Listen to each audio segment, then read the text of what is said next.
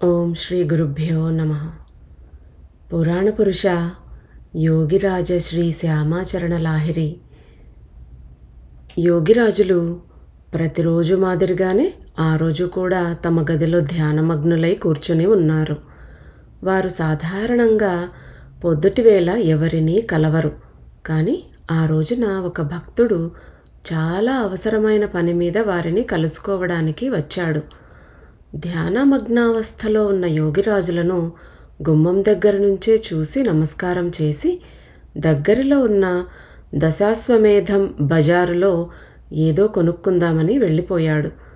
బజారు పని చూసుకుంటూ ఆ భక్తుడు ఒకవైపు చూసేసరికి కొద్ది దూరంలో తన గురుదేవులు యోగిరాజులు కూడా బజారు పని చేసుకుంటూ కనిపించారు.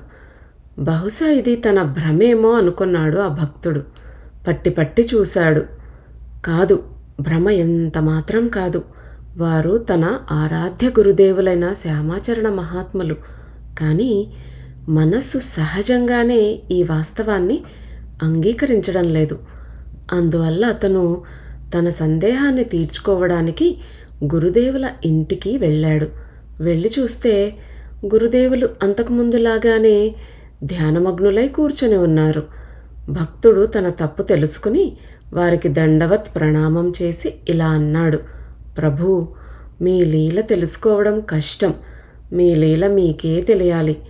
నాలాంటి దరిద్ర క్షుద్ర వ్యక్తి దాన్ని తెలుసుకోవడమే అసందర్భం. యోగిరాజులు ఏకకాలంలో వేరువేరు చోట్ల తిరుగుతూ ఉండేవారు. దానికి అనేక రుజువులున్నాయి. సిద్ధులు, ముక్తులు, సదా బ్రహ్మయుక్తులు అయిన మహాయోగిరాజుల విషయంలో ఇది అసంభవమైన పని ఏమీ కాదు. ఈ సందర్భంలో యోగ దర్శన వ్యాస భాష్యంలో యోగజ కార్యవ్యూహానికి ప్రమాణాన్ని, ఉపాయాన్ని గురించిన చర్చ ఉంది. ఒక భక్తుడు కాశీకి కొన్ని మైళ్ళ దూరంలో ఉంటూ ఉండేవాడు. ఒకనాడు ఆయన ఎద్దుల బండి మీద సకుటుంబంగా గురువుల దర్శనం కోసం కాశీకి బయలుదేరాడు. దారి మధ్యలో బండి చక్రం విరిగిపోయింది.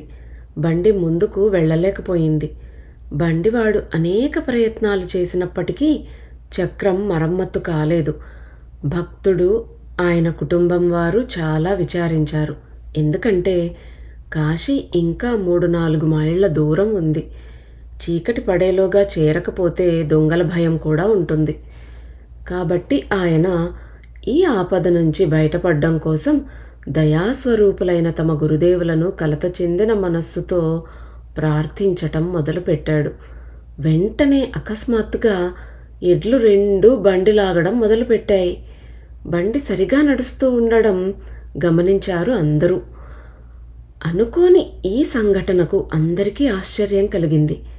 కానీ ఆ విషయం అంతగా పట్టించుకోకుండా అందరూ సాయంకాలానికి యోగిరాజుల ఇంటి దగ్గరికి వచ్చి చేరారు. తర్వాత గురుదేవుల ఇంట్లోకి ప్రవేశించారు.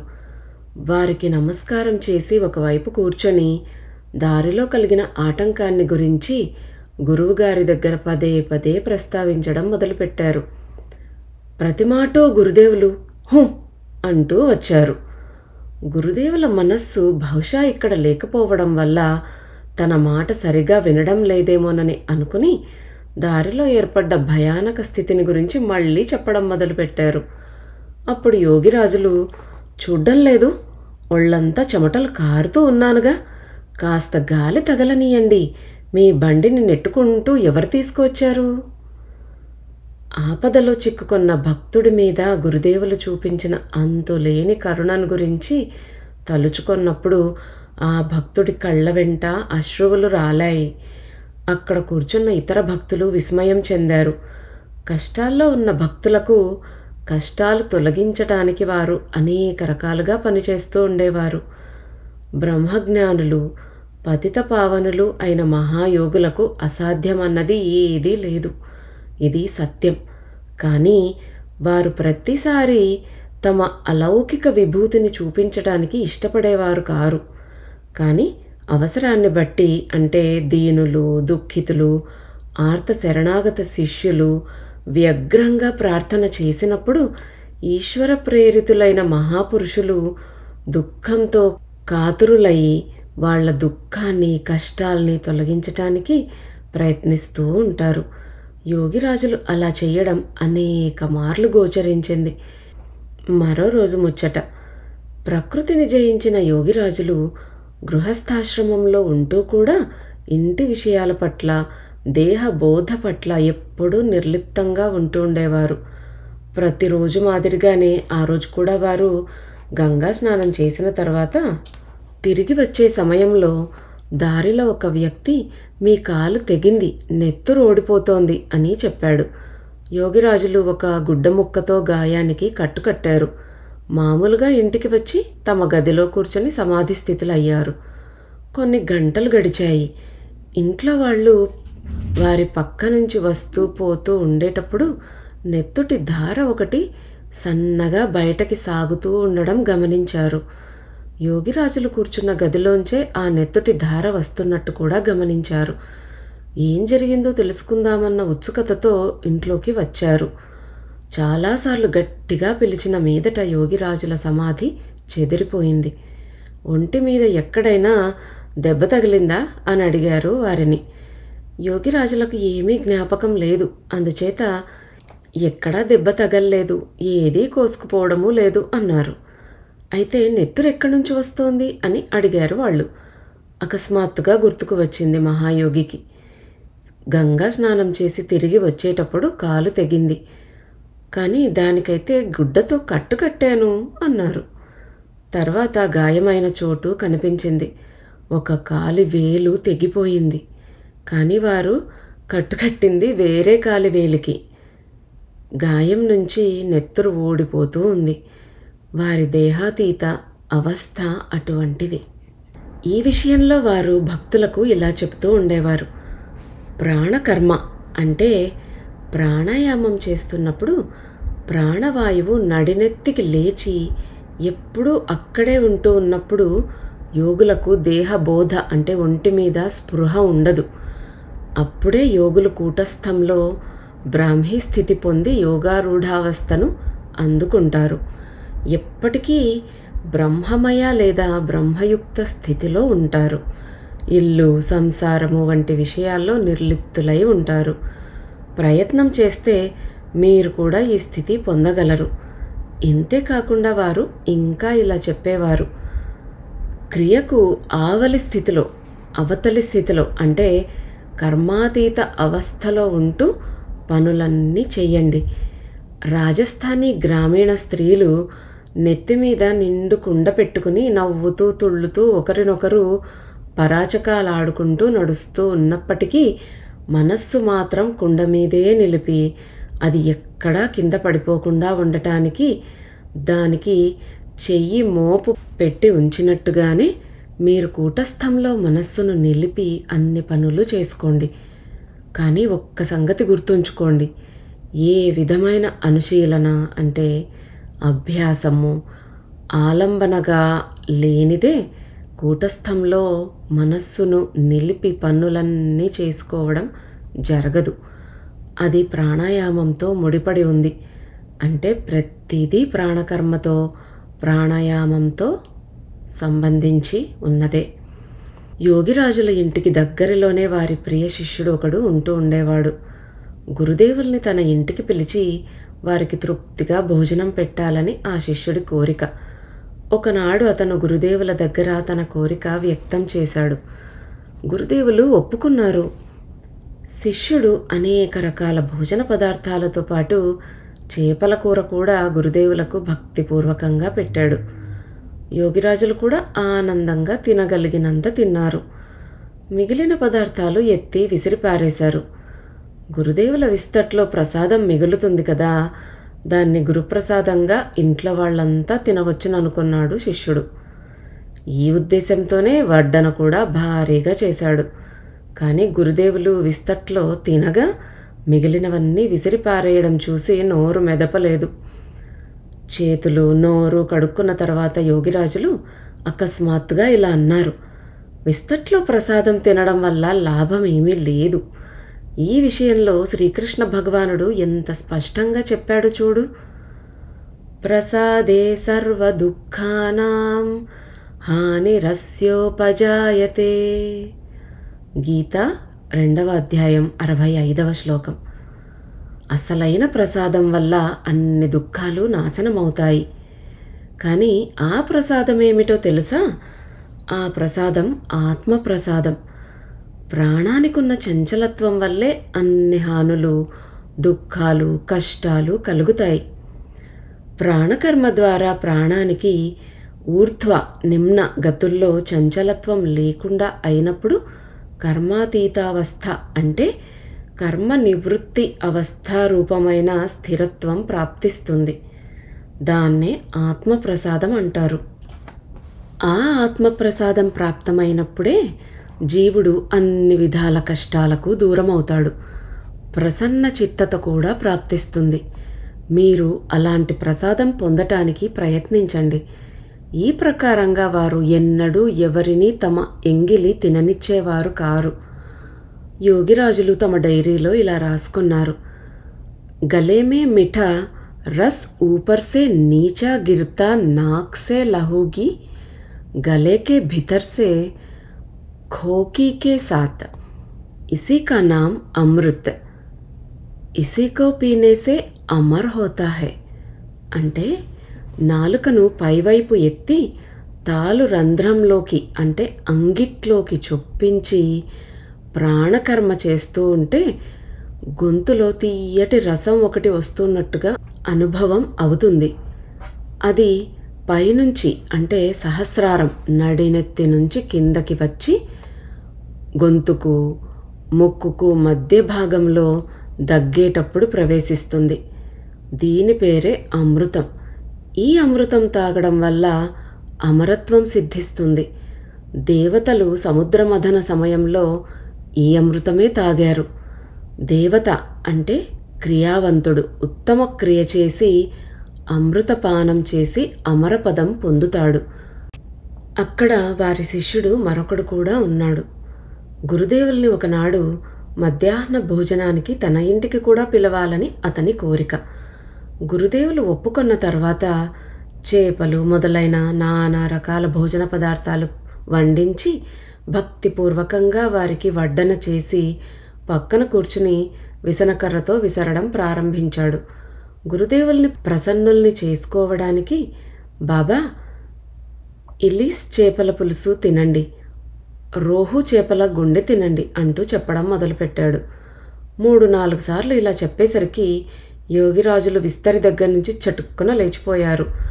ఏదో అపరాధం జరిగి ఉంటుందని అనుకుంటూ అతను, బాబా అన్నమంతా వదిలేశారు అన్నాడు.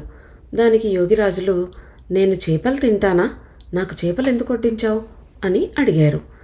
శిష్యుడు చేతులు జోడించి భయపడుతూ ఇలా అన్నాడు, బాబా ఆ రోజున అతని ఇంటి దగ్గర మీరు చేపలు తింటూ ఉండడం చూశాను. అందువల్ల సాహసించి చేపలు వండించాను. యోగిరాజులు ఆశ్చర్యపడి, నేను చేపలు ఎప్పుడు తిన్నాను? నేను నిరామిషా భోజిని అంటే శాకాహారిని. వారు ఈ విధంగానే నిర్లిప్తంగా ఉంటుండేవారని ఈ సంఘటనలన్నింటి వల్ల రుజువవుతుంది. ఈ సందర్భంలో శ్రీకృష్ణ భగవానుడు ఇలా చెప్పాడు, నైవ కించిత్ కరోమీతి యుక్తో మన్యేత తత్వవిత్ పశ్యన్ శృణ్వన్ స్పృశన్ జిఘ్రన్ నశ్నన్ గచ్చన్ స్వపన్ శ్వసన్ ప్రలపన్ విసృజన్ గృహ్ణన్ ఉన్మిషన్ మిమిషన్నపి ఇంద్రియాణీంద్రియార్థేషు వర్తంతే ఇతి ధారయన్ బ్రహ్మణ్యాధాయ కర్మాణి సంగం త్యక్త్వా కరోతి యః విప్యతేన స పాపేన పద్మపత్రమివాంభసా. గీత 5వ అధ్యాయం 8, 9, 10 శ్లోకాలు. అంటే కర్మాతీతావస్థారూప బ్రహ్మయుక్తులు ఆత్మజ్ఞానులు అయిన విశిష్ట తత్వజ్ఞులు చూడ్డం, వినడం, తాకడం, తినడం, నడవడం, నిద్రపోవడం, శ్వాసించడం, చెప్పడం, విడవడం, తీసుకోవడం, కళ్ళు తెరవడం, కళ్ళు మూయడం అన్న పనులన్నీ చేస్తూనే ఉండి ఇంద్రియాలు ఇంద్రియగత విషయాల్లో మునిగి ఉన్నాయని, అంటే వాటి పని అవి చేసుకుంటూ ఉన్నాయని తెలుసుకుంటారు. దీన్ని దృష్టిలో ఉంచుకునే నేనేమీ చేయడం లేదు అనుకుంటారు. అహంకార రహితులై ఉంటారు. కర్మను అంటకుండా ఉంటారు. అంటే ఇంద్రియాలు వాటి పని అవి చేసుకుంటున్నాయన్న ధారణ దృఢమై ఉంటుంది. ఈ విధంగా తమను తాము బ్రహ్మకు సమర్పించుకొని ఎప్పుడూ కర్మకు అతీతమైన అవస్థలోనే ఉంటూ ఉండటం వల్ల ఫలాకాంక్ష విడిచిపెట్టి కర్మ చేస్తూ ఉంటారు. ఎప్పుడూ స్థిర ప్రాణరూపమైన బ్రహ్మతో కలిసి ఉండి పాపపుణ్య సంబంధమైన కర్మల ద్వారా అదేవిధంగా ఆసక్తికి వశీభూతులు అయిపోరు. తామరాకు నీళ్ల మీద ఉంటున్నప్పటికీ నీళ్లని అంటకుండా ఉన్నట్టే. ఒకసారి ఒక సంఘటన జరిగింది. కలకత్తాలో ఉండే రాజవైద్య గంగాధర సేన్ గారి శిష్యుడైన కవిరాజ పరేశనాథ్ రాయ్ గారు కలకత్తా నుంచి కాశీ వచ్చి కవిరాజీయ వైద్యం ద్వారా మంచి పేరు, డబ్బు సంపాదించి కృతార్థులయ్యారు. ఈయన కవిరాజీయ వైద్య రంగంలో పారంగతులు, ప్రఖ్యాతులు మాత్రమే కారు, కావ్య, వ్యాకరణ, దర్శన శాస్త్రాది విషయాలను కూడా క్షుణ్ణంగా అధ్యయనం చేసినవారు. దీనివల్ల ఆయనకు కీర్తి వచ్చింది. ఈ కారణంగా దంభం, అహంకారం కూడా ఉండేవి. యోగిరాజుల బావమరిది అయిన రాజచంద్ర సన్యాల్ గారితో ఆయనకు స్నేహం ఉండేది. ఆయన ద్వారా పరేష్ బాబు గారికి యోగిరాజులతో పరిచయమైంది. పరేష్ బాబు గారు చరక సంహితం మీద టీక కూడా రాశారు. ఒకసారి యోగిరాజుల సమక్షంలో ఆ టీక మీద చర్చ జరిగింది. ఆ సమయంలో అక్కడ కొందరు శాస్త్రజ్ఞులు, పండితులు కూడా కూర్చొని ఉన్నారు. టీకలోని ఒక విశేషాంశాన్ని చదివిన తర్వాత పండితులు తమ తమ అభిప్రాయాల్ని చెబుతూ ఆ టీకను బాగా మెచ్చుకున్నారు. కానీ యోగిరాజులు మౌనం వహించి ఉండటం చూసి పరేష్ బాబు గారు ఇలా అడిగారు, ఎలా ఉంది టీకా? దీని గురించి మీరేమీ చెప్పలేదు? యోగిరాజులు శాంతస్వరంతో మెల్లగా అన్నారు, అంతా తప్పయింది. అహంకారిగా పేరుగొన్న పరేష్ బాబు ముఖం మీద ఈ రకంగా ప్రతివాదం చేసే సాహసం ఎవ్వరికీ లేకపోయింది. అందరూ ఒకరి మొహాలు ఒకళ్ళు చూసుకున్నారు. పరేష్ బాబు గారు తమ ఆక్రోశాన్ని కొంచెం అణుచుకుంటూ చరకం గురించి మీకు తెలుసా అని అడిగారు. యోగిరాజులు చిరునవ్వు నవ్వుతూ యథార్థం తెలుసు నాకు అన్నారు.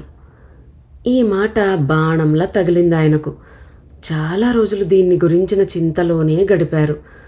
చివరికి ఒకనాడు యోగిరాజుల దగ్గరికి వచ్చి ఇలా అన్నారు, నాకు వైద్యశాస్త్రం నేర్పిన అధ్యాపకులు కవిరాజు గంగాధర సేన్ గారు చరకం నేర్పే సమయంలో చరకాన్ని గురించి నాకు తెలిసినదంతా నీకు చెప్పాను. కానీ దీని అర్థం కేవలం యోగులైన వారికే తెలుస్తుంది. అలాంటి యోగినెవరైనా కలుసుకునే అదృష్టం కలిగితే దాని రహస్యార్థాన్ని తెలుసుకోగలుగుతావు అనేసి అన్నారు. ఉత్తరోత్తర యోగిరాజులు చరక సంహిత మీద గంభీరమైన వ్యాఖ్య రాసి దాని రహస్యార్థాన్ని వెల్లడించారు. ఇది జరిగిన తర్వాత పరేష్ బాబు గారు యోగిరాజుల దగ్గర శిష్యరికం చేసి వారి అనుయాయులయ్యారు. ముగ్గురి ముందు తాము తల వంచుతామని చెప్పేవారు పరేష్ బాబు గారు. మొదట తాము ఎరగని పరమేశ్వరుడి ముందు, రెండోవారు తమ వైద్య గురువులైన గంగాధర సేన్ గారు, మూడోవారు శ్యామాచరణ లాహిరి మహాశయులు. పరేష్ బాబు గారు దేహాన్ని విడిచిపెట్టే ముందు తమ స్థిరాస్తిలో ఎక్కువ పాలు గురుపుత్రులైన తిన్కౌడి లాహిరి మహాశయుల పేర దానపత్ర రూపంలో స్వేచ్ఛాపూర్వకంగా రాసిచ్చారు. యోగిరాజుల భక్తురాళ్లలో ఒక ఆమె ఒకనాడు యోగిరాజులను ఒక ఫోటో ఇమ్మని అడిగింది. యోగిరాజులు ఫోటో చూస్తూ ఇలా చెప్పారు, దీన్ని ఫోటో అనుకుంటే కేవలం ఒక ఫోటోయే, కానీ రక్షా కవచం అనుకుంటే రక్షా కవచం అవుతుంది. కొన్నాళ్ల తర్వాత ఒకనాడు ఆ శిష్యురాలు మరొక శిష్యురాలితో కలిసి బల్ల మీద భగవద్గీత పెట్టుకొని చదువుతోంది. ఎదురుగా గోడ మీద యోగిరాజుల ఫోటో వేలాడుతోంది. ఆ సమయంలో ప్రచండమైన ఉరుము ఉరిమింది. కుండపోతగా వాన మొదలైంది. గాలి దుమారము, వర్షము ఒకే సమయంలో వచ్చాయి. ఆడవాళ్ళిద్దరూ భయపడిపోయి ఫోటోకు ఎదురుగా చేతులు జోడించి ప్రార్థన చేశారు. ఠాకూర్ అంటే ప్రభూ, ఈ ఆపద నుంచి కాపాడండి. హఠాత్తుగా దగ్గరగా పిడుగు పడింది. దాని వేడికి తాము కాలిపోతున్నామనిపించింది. కానీ ఆ తర్వాత ఆ మహిళలు చెప్పింది ఏమిటంటే, ఆ సమయంలో ఎవరో తమ చుట్టూ మంచు గోడ లాంటిది పెట్టినట్లయిందట. ఈ విధంగా యోగిరాజులు శరణాపన్నులైన భక్తులను ఎప్పుడూ రక్షిస్తూ ఉండేవారు. యోగిరాజుల ప్రియ శిష్యుల్లో మరొకరు పంచానన భట్టాచార్యులు అప్పుడప్పుడు కాశీ వచ్చి యోగిరాజుల ఇంట్లో ఉంటూ ఉండేవారు. ఆ రోజుల్లో ఆయన యోగక్రియలో అందుకున్న స్థితి ఎంతటిదంటే మనిషిని పరీక్షించగలిగే సామర్థ్యం అలవడింది. ఒకనాడు గంగా స్నానం అయిన తర్వాత ఆయన గురుదేవుల ఇంటికి తిరిగి వస్తున్నారు. వస్తూ ఉచ్చస్థితిని అందుకున్న ఉత్తమ సాధకులొకరు తమకు కొంచెం ముందుగా నడిచి వెళ్తూ ఉన్నట్టుగా గమనించారు. వారితో పరిచయం చేసుకోవాలన్న ఉద్దేశంతో గబగబా నడవడం మొదలుపెట్టారు. కానీ ఆ వ్యక్తి వెనక్కి తిరిగి చూడకుండానే అలాగే వేగంగా నడుస్తూ వెళ్ళిపోతున్నారు. వారిని అందుకోవడం కోసం భట్టాచార్య మహోదయులు పరుగెత్తుదామని అనుకుంటూ ఉండగానే ఆ వ్యక్తి అదృశ్యమయ్యాడు. ఆయన మనస్సులో అనుతాపభావం కలిగింది. తమ గురుదేవులు ఉండగా ఇంకో మహాత్ముడి వెంట పరిగెత్తడం అపరాధమైంది. నేను దోషిని అనుకున్నారు. ఇలాగే ఆలోచించుకుంటూ యోగిరాజుల సన్నిధికి రాగానే యోగిరాజులు చిరునవ్వు నవ్వుతూ, మీరు పట్టుకోలేకపోయారా అని అడిగారు. ఇక్కడ కింద ఫుట్ నోట్స్ ఒకటిచ్చారు. యోగిరాజులు భట్టాచార్య మహాశయుల్ని ఆప్ అంటే తమరు అని సంబోధిస్తూ ఉండేవారు. కానీ తెలుగులో ఎబ్బెట్టుగా లేకుండా మీరు అని అనువదించుకోవచ్చు. యోగిరాజుల పెద్ద కుమారులు తిన్కౌడి లాహిరి మహాశయులు కలకత్తా వచ్చినప్పుడు చాలా మాటలు ఆయన ఇంట్లో చాలా రోజులు ఉంటూ ఉండేవారు. సరే, ఇలాగా యోగిరాజులు మీరు పట్టుకోలేకపోయారా అని అడిగినప్పుడు భట్టాచార్యులు శాంతపడి, ఇప్పుడు నేను చూడక్కర్లేదండి అన్నారు. యోగిరాజులు చిరునవ్వు నవ్వుతూ ఇలా అన్నారు, ఆయన మీ ముసల్మాన్ గురుభాయిల్లో అంటే తోటి శిష్యుల్లో ఒకరు. ఆయనకి ఎవరినీ కలుసుకోవాలని ఉండదు. వెనకాల హిందువుల్లో ఎవరికీ అసంతుష్టి కలగకూడదని. ఒక ముసలి బ్రాహ్మడు కార్యరంగం నుంచి బయటపడ్డ తర్వాత కాశీ వచ్చి ఉంటున్నాడు. ఆయన ఎక్కువ కాలం పూజా పఠనాలలో గడుపుతూ ఉండేవాడు. ప్రతిరోజు మాదిరిగానే ఆ రోజు కూడా ఆయన గంగా స్నానమైన తర్వాత యోగిరాజుల దగ్గరికి వచ్చి యోగ దీక్ష కోసం చేతులు జోడించి ప్రార్థించాడు. మీరు ఇప్పుడు చేస్తున్నదే చెయ్యండి, సమయం వచ్చినప్పుడు మీకు దీక్ష లభిస్తుంది అన్నారు యోగిరాజులు. ముసలాయన విచారంగా వెళ్ళిపోయారు. ఆయన కోరిక నెరవేరలేదు. ఇది జరిగిన కొన్నాళ్ల తరువాత ఒక ముసలావిడ యోగిరాజుల దగ్గరికి వచ్చి నమస్కరించి క్రియాయోగ దీక్ష ఇమ్మని ప్రార్థించింది. రేపొద్దున స్నానం చేసి రండి అన్నారు యోగిరాజులు. ఆ ముసలాయన వచ్చిన రోజున ఈ రోజున కూడా అక్కడ ఉన్నవాళ్ళు ముసలావిడ వెళ్ళిపోయిన తర్వాత యోగిరాజులను ఇలా అడిగారు. మొదట్లో వచ్చిన ముసలి బ్రాహ్మడు చాలా ధార్మికుడైన వ్యక్తి, కానీ ఆయనకి దీక్ష దొరకలేదు. కానీ ఈవిడకేమో మీరు దీక్ష ఇస్తాము అన్నారు. దీనికి కారణం ఏమిటి? యోగిరాజులు శాంత స్వరంతో ఇలా అన్నారు, ఆ బ్రాహ్మడిలో ధర్మభావన జాగృతమయ్యి కొద్ది రోజులే అయ్యింది. అందుకే ఇప్పుడు ఆయనకి పూజా పఠనాలు మంచివి. కానీ ఈవిడ పూర్వజన్మలో క్రియాయోగం తీసుకున్నప్పటికీ కూడా దాన్ని ఉపేక్షించారు. ఈ జన్మలో పూర్వకర్మ ఫలాన్ని ముగించుకొని నా దగ్గరికి వచ్చారు. అందువల్ల ఈవిడకి దీక్ష ఇవ్వడం అవసరం. యోగిరాజుల భక్తుల్లో ఒకరు హరినారాయణ ముఖ్యోపాధ్యాయులు కాశీలో తంతి తపాలా శాఖలో అంటే పోస్టాఫీస్లో వర్క్ చేస్తూ ఉండేవారు. ఆయన అంతరంగ మిత్రుడు సహోద్యోగి అయిన కాళీబాబు అందమైన భార్య ఉన్నప్పటికీ చెడు తిరుగుళ్ళు తిరుగుతూ ఉండేవాడు. దీనివల్ల హరినారాయణ బాబుగారికి చాలా దుఃఖం కలిగింది. మిత్రుణ్ణి చెడుదారి నుంచి మళ్లించటానికి ఆయన ఎంతో చెప్పి చూశారు. కానీ లాభం ఏమీ కలగలేదు. ఎలాగైనా తన స్నేహితుణ్ణి గురుదేవుల దగ్గరకు తీసుకుని వెళ్ళగలిగితే అతడు చెడుదారి వదులుతాడేమోనని అనిపించింది. ఒకనాడు ఆయన యోగిరాజుల దర్శనం చేసుకువద్దాం పద అన్నాడు స్నేహితుడితో. అతను రావడానికి ఎలాగో ఒప్పుకున్నాడు. అయినా యోగిరాజుల గురించి అసందర్భం మాటలు ఏవో అనడం మొదలుపెట్టాడు. హరినారాయణ బాబుగారు తమ మిత్రుడి శ్రేయోభిలాషి. ఒక్కసారి కనుక అతన్ని గురువుగారి దగ్గరికి తీసుకువెళితే అతను తప్పకుండా చెడుదారి వదులుతాడని ఆయనకు నమ్మకం.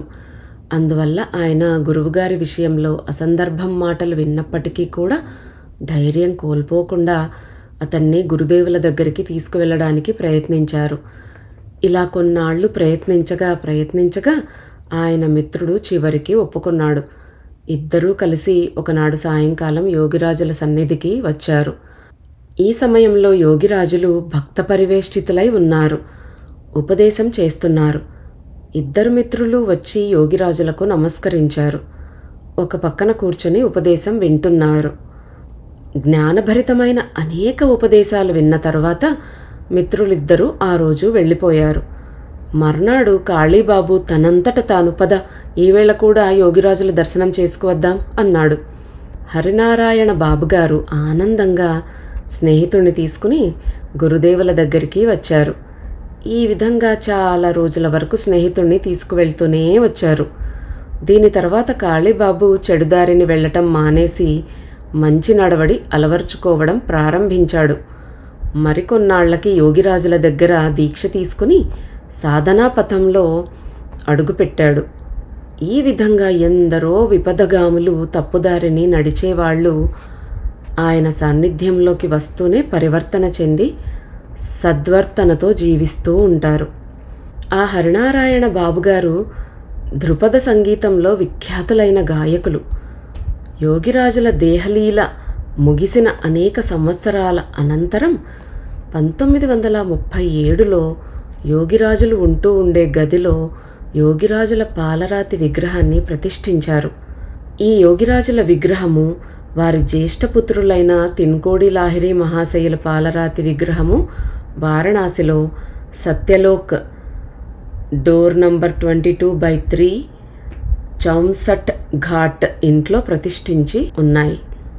మొదటిసారి విగ్రహ ప్రతిష్ఠ జరిగినప్పుడు అక్కడొక ఉత్సవం ఏర్పాటైంది. యోగిరాజుల మనుమలు అంటే పౌత్రులు సత్యచరణ లాహిరి మహాశయులు ఆ సందర్భంలో హరినారాయణ బాబుగారిని ఆహ్వానించి సంగీత కచేరీ చెయ్యమని కోరారు. కానీ హరినారాయణ బాబుగారు ముక్కు చెవులు నలుపుకొని నాలిక కొరుక్కుంటూ ఇలా అన్నారు, ఇక్కడ పాడమని అనకండి, అక్కడ అమర్యాద కనబరచడం ఉచితం కాదు అన్నారు. కారణం అడిగినప్పుడు ఆయన ఇలా అన్నారు, ఒకనాడు నా సంగీత విద్యా గురువులు యోగిరాజుల శిష్యులు శ్రీరాంపూర్ నివాసులు అయిన రామదాస్ గోస్వామి మహాశయులతో కలిసి అంటే మేమిద్దరం యోగిరాజులకు నమస్కరించటానికి వచ్చినప్పుడు వారు అంటే యోగిరాజులు ఉత్సుకత చూపి స్వర తాళ లయలను గురించి మాతో ముచ్చటించటం మొదలుపెట్టారు. అలా ముచ్చట్లాడుతున్న సందర్భంలో వారు హఠాత్తుగా నోరు మూసుకొని ఏవో నాదస్వర సంబంధమైన ధ్వనులు ఉత్పన్నం చేశారు.